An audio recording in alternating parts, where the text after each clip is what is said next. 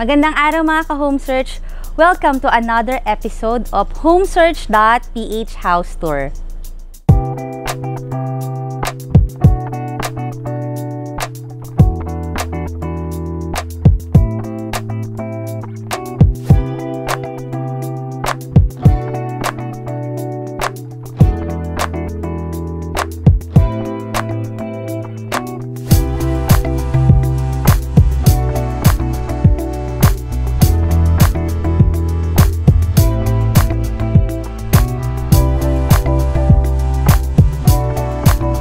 This is a special episode kasi ito ang ating first bungalow episode. I-explore natin itong modern sprawling bungalow dito sa BF Homes Las Piñas. Nakita nyo naman, napaka-wide nitong bungalow na to. Ang ating frontage is about 40 meters at ang ating lot area is 612 square meters at ang floor area natin is 500 square meters.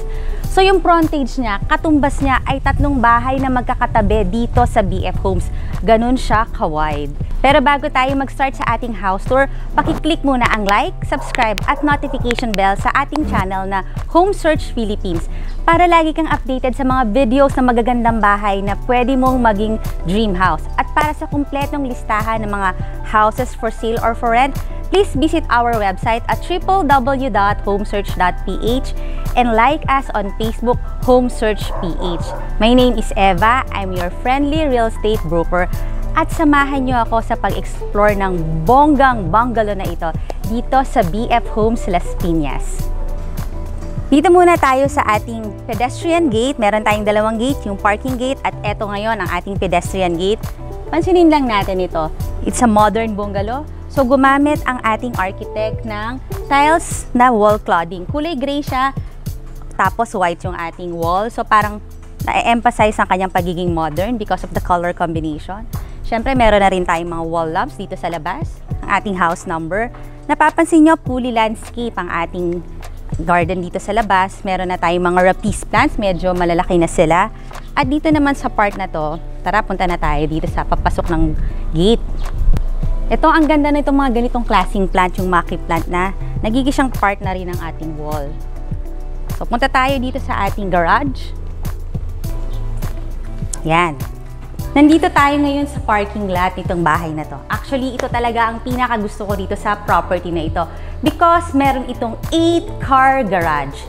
So, sa mga car enthusiasts, sa mahihilig sa sasakyan, good na good tong parking space nito because it's 8-car garage. Actually, dito sa BF Homes, even yung malalaking bahay, ang alam ko mga 4-car garage lang sila. So, ito parang doble siya. We have 8-car garage. Up to there at dito sa side na to.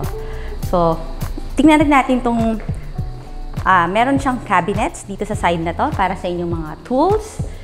And dito naman tayo. This is the way going to your maid's room and driver's room. So, this house has a maid's room. Meron siyang driver room at meron din siyang toilet and bath. So, sharing sila. Now, dun tayo sa may garden side. Na-appreciate ko talaga itong mga bamboo trees na to. Para siyang wall dito sa loob ng property and properly trimmed siya. So, dito naman sa kabilang side, meron din tayong mga planter box dito. So, left and right, meron tayong patch of greens. Punta tayo doon sa garden. By the way, ito yung ating entry doorway. Mamaya, pupunta tayo dito tayo papasok. Pero dito muna tayo sa ating pocket garden, dito sa front garden natin. Kita nyo naman, meron tayo dito mga ornamental plants, ang ating rapice plants, meron tayong bird's nest fern, meron tayong palm tree, meron pa tayong mga banga dyan na nakaka-enhance ng ating garden. At meron tayo ditong another gate. Ito na talaga yung papunta sa garden. So, pasok tayo. Nandito na tayo ngayon sa garden. Pero dito muna tayo sa ating first lanay. So, eto meron tayong French door dito. Ito yung ating lanay. Covered siya. Meron siyang mga steel trellis. At meron tayong mga stepping stones. Para hindi natin maapakan lagi yung ating Bermuda grass na ang ganda talagang tingnan. So, ang ganda ng ating garden, diba? Malawak. Dito tayo sa part nito. Ang ating bamboo trees na well trimmed. So para kang nasa private space, para ka talagang nasa resort kasi ang nakikita mong wall hindi concrete kundi mga bamboos. Kita natin ang ating mga Bermuda grass. Actually, malaki itong garden na to. So pwede ka pang maglagay dito ng gazebo. Pero kung gusto mo magpalagay ng swimming pool, pwede dahil malawak. So all throughout the fence, meron tayong mga bamboos, meron tayong mga plants. At dito tayo sa ating second lanay. Mamaya makikita nyo kung saan tong lanay na to, dito sa lugar na to. At our last lanay, this is the third lanay. So, kita nyo naman, 3 lanays tayo. Pasok na tayo sa main house para makita nyo ano ba yung nasa loob ng bahay na to. Tara! Ang ganda ng garden. Gusto ko na tuloy maging plantita. Tapos itong ating planter's box, kita nyo naman, kompletong-kompleto ng ating mga halaman. Actually, ang purpose ng mga halaman na malapit sa window is para ma-purify ng mga halaman na to ang air pag pumasok sa ating bahay. At the more na marami kang plants dito sa iyong garden, mas malamig yung iyong property. So, punta na tayo dito sa ating porch. This is fully covered porch. So, pwede mo na rin siyang gawing outdoor area kung saan pwede kang maglagay ng outdoor living or dining set mo.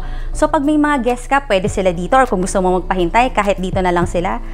Since fully covered, meron pang ceiling treatment, wood type design. Yan. Tapos, pansinin natin ang ating mga tiles wall cladding, similar kung ano yung nasa labas. So, consistent ang ating design at meron tayong mga sconce light, mga wall lights natin. At nandito tayo sa ating entry door, hardwood. At kung mapapansin nyo, it's a double swing door. So, yung mga ganitong klaseng door ang nagbibigay ng grandiose sa isang bahay. Yung mga dalawang pintuan na ganyan.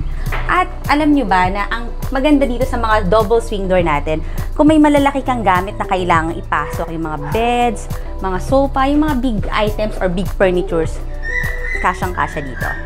So, buksan na natin. Let me open the door for you. And let me welcome you to your brand new bungalow. Wow! Ang laki na ang ating living area. So, this is your expansive living area. Living area pa lang po ito. At ang size niya about 54 square meters. So, parang mas malaki pa siya sa mga condo units, yung mga studio type or sa kahit nga 1 or 2 bedroom units eh. Parang mas malaki pa tong ating living area. At tingnan natin itong mga windows na ganito. Ito ay yung mga type ng windows na sliding windows made of UPVC materials. Ito yung mga materials na durable siya at weatherproof or weather resistant. At nakita nyo naman, meron na rin tayong mga screens dyan. So, safe na tong ating mga windows.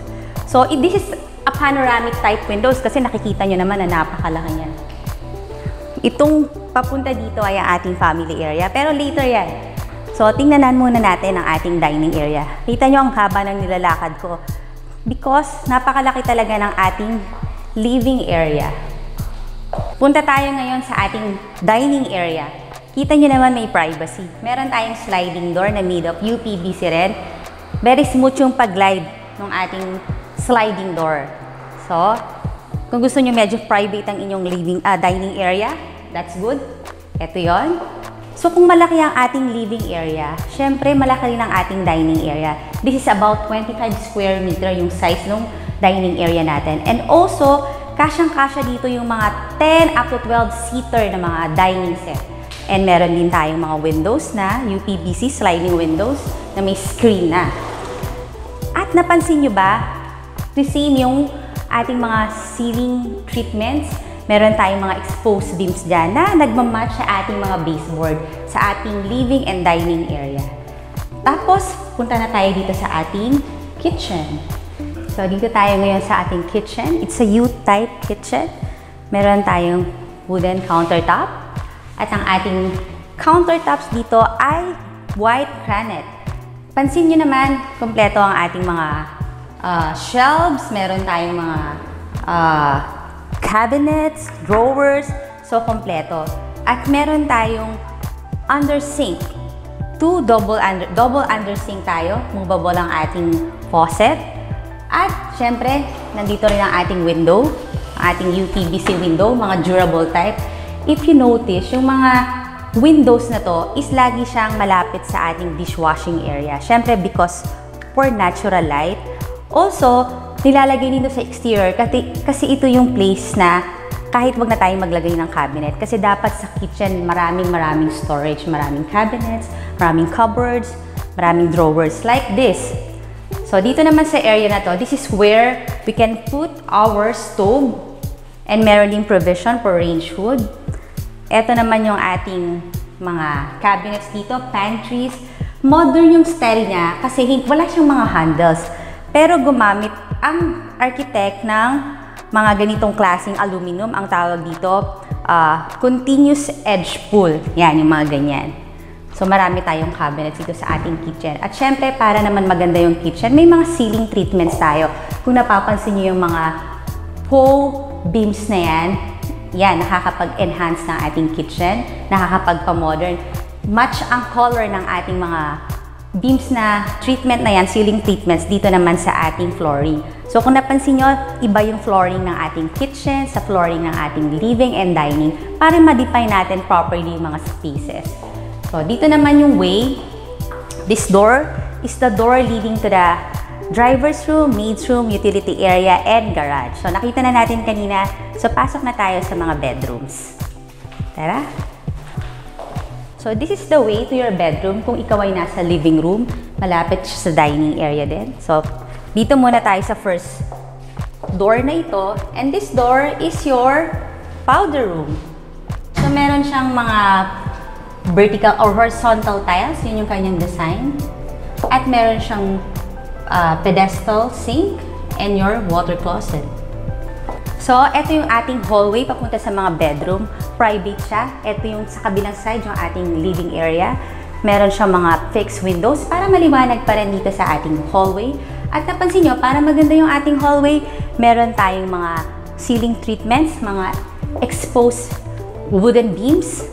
At syempre, meron tayong skirting, itong mga wainscoting natin na nagmamatch sa design ng ating mga ceiling treatment. So, we have 4 bedrooms on this hallway. Titingnan muna natin ang ating first bedroom.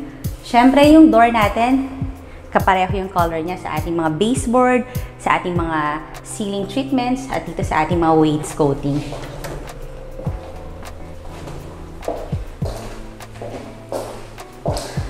This is your bedroom number 1. So, ang una kong napansin sa ating bedroom ay ang kanyang mga windows. So, meron na tayo ditong mga windows na merong screens. So, sa mga takot makagat ng lamok, don't worry, we have screens. At steel casement window siya. That means, kapag binuksan natin siya, pag pinush natin siya hanggang doon, talagang bukas na bukas yung window. Hindi kagaya ng mga ibang windows na sliding door. Ito, talagang pagbukas mo, mabubuksan yung buong window. At kung makikita nyo sa labas, meron na rin mga safety grills, so you don't have to worry if you're after for your security. So, maganda tong ganito ding klaseng mga windows. And of course, meron tayo ditong toilet and bath.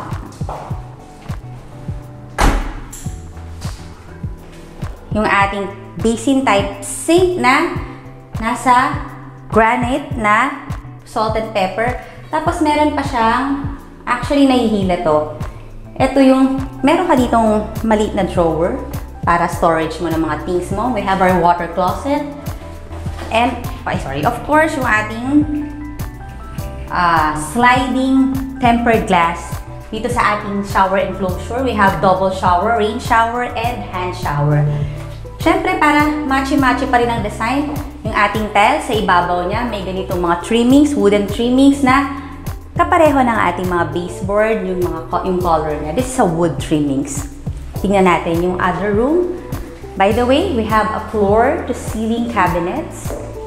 So, this is made of wood, yung mga heavy-duty na wood, yung ating ginamit sa mga doors ng ating cabinet. At syempre, yung mga ganitong handle, useful talaga itong mga ganitong handle. Kasi minsan, dyan mo pinapatong, hinahanger yung iba mong damit pag ayaw mo pang ipasok sa loob, diba?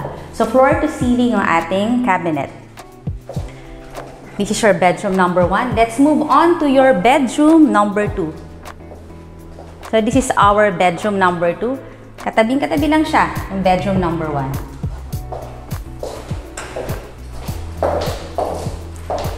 same. Almost same layout, almost same design, same components. Yung ating mga ganitong klaseng window. This is a good type of window. Tapos, syempre, floor-to-ceiling cabinets.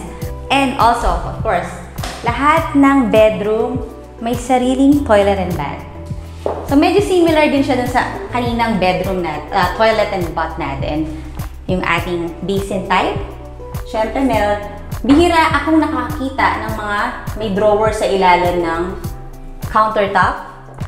And yung design niya, gray, match siya ng ating ganitong mga moldings, wood moldings or wood trimmings. Meron tayo ditong, syempre, yung ating shower, double shower. Meron tayong bathroom niche dito, patungan ang ating mga shampoos. So, yan. Syempre, tempered glass. Smoothly ang pag-glide ng ating shower enclosure. So, let's go to another bedroom. We're now approaching your bedroom number 3. So, similar design. So, para dito ako nasa bedroom number 1, nasa bedroom number 2, at bedroom number 3. Ang size ng mga bedrooms na to is about mga 18 square meters. So, medyo sizable naman. Dito mo ilalagay yung iyong bedroom. I think kahit queen size bed kasya dito. And, syempre, floor-to-ceiling cabinet. And yung ating bathroom. By the way, may mga provision to for your cable kung gusto mong manood habang nakahiga. Yan, meron tayong provision. And of course, I think it's the same also with the other rooms. Medyo nag-iba lang ng konti yung ating mga 80, I think this is 60 by 60 na tiles. Meron tayong wood trimming. So, same layout no, sa ating mga bathroom sa other bedrooms. Okay, let's move on to your other bedroom, and that's the master's bedroom. Tingnan natin. And papunta na tayo sa ating master's bedroom. Pero nakita ko itong mga wood slots natin. So, para mas maliwanag dito sa area na to kasi meron na siyang wood slot. Dahil meron na tayo uling exit entry papunta naman sa family area. So, mamaya titingnan natin yan. Dito muna tayo sa ating mga bedroom, sa master's bedroom. At dito nakalagay ang ating mga linen cabinet. So, para sa inyong mga bed sheets, mga curtains, mga towels, yan. Conveniently located dito, malapit sa ating master's bedroom. And this is your master's bedroom. Tingnan na natin. Welcome to your master's bedroom. So, malaki siya, maluwag siya. Kasya dito kahit dalawang king size bed. And meron siya uling sliding door. Ayan, na may screen. Very smooth yung pag-glide ng ating sliding door at malaki siya because meron tong room na tong access sa garden. So, meron siyang sariling lanay. And dito, meron uli siyang window. Yan, meron tayong UPVC windows dito. Ang lawak ng ating bedroom, ng ating master bedroom. Siyempre, meron mga ceiling treatment, recessed ceiling. Tapos, kung mapapansin nyo, yung mga bulb na yan, siyempre, pwede yung palitan ng mga chandelier of your choice. At naalala ko na ang flooring natin. It's a laminated wood flooring. Ito yung klase ng mga flooring na very easy to maintain, easy to clean, scratch-free. Okay, ito naman yung papunta sa ating walk-in closet. Semi-wrap around walk-in closet. And medyo malapad ang ating countertop. Meron tayong malaking sink. Pwede tayong maglagay dito ng malaking mirror. Siyempre, marami rin tayong mga drawers dito sa ating bathroom. Ito ang ating water closet. At yan, ang ating shower enclosure na tempered glass. We have our double shower, rain shower, and hand shower. Meron din tayong bathroom niche. So, spacious tong ating master bathroom. Itong master's bedroom natin, meron siyang sariling lanay, covered lanay. Meron siyang mga steel trellis, polycarbonate.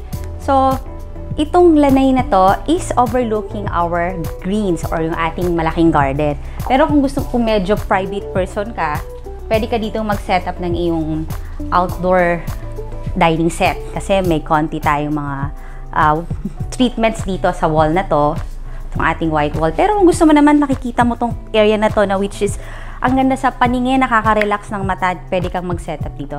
So, ito yung garden natin na talaga namang nagpaganda nitong ating bahay.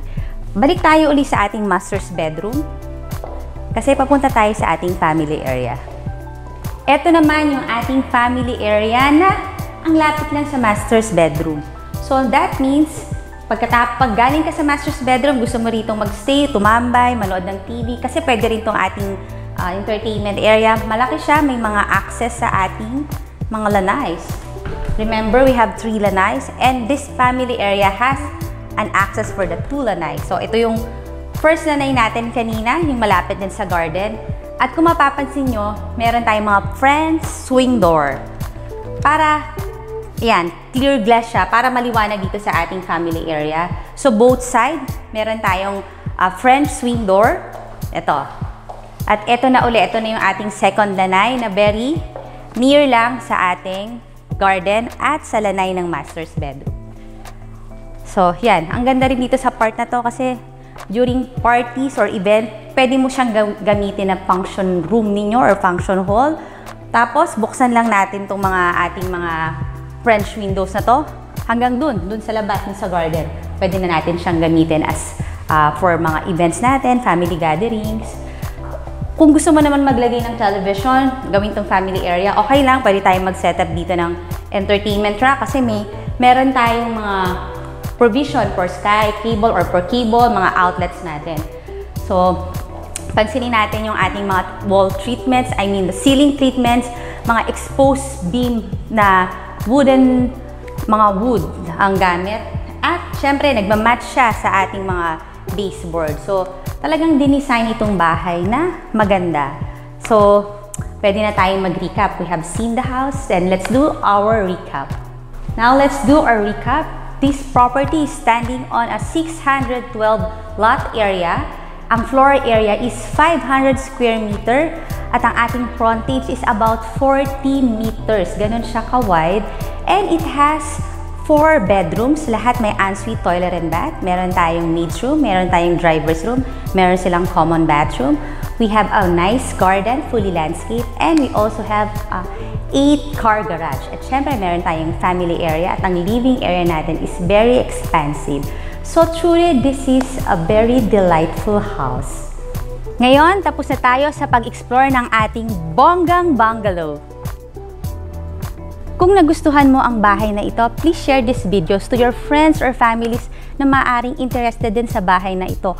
Or kung ikaw mismo, gusto mo siyang makita personally, you just have to call me on the numbers on the description box below. And please leave us a comment kung anong part ng bahay ang pinaka nagustuhan mo. And kung ikaw naman ay seller, you have a property to sell, you just have to email us at homesearchph@gmail.com. And for more videos like this, please don't forget to like and subscribe to our channel, Home Search Philippines, where dream homes are found. Once again, I'm your host. My name is Eva. I'm your licensed real estate broker. Thank you very much for watching. Always keep safe and watch me on our next house tour.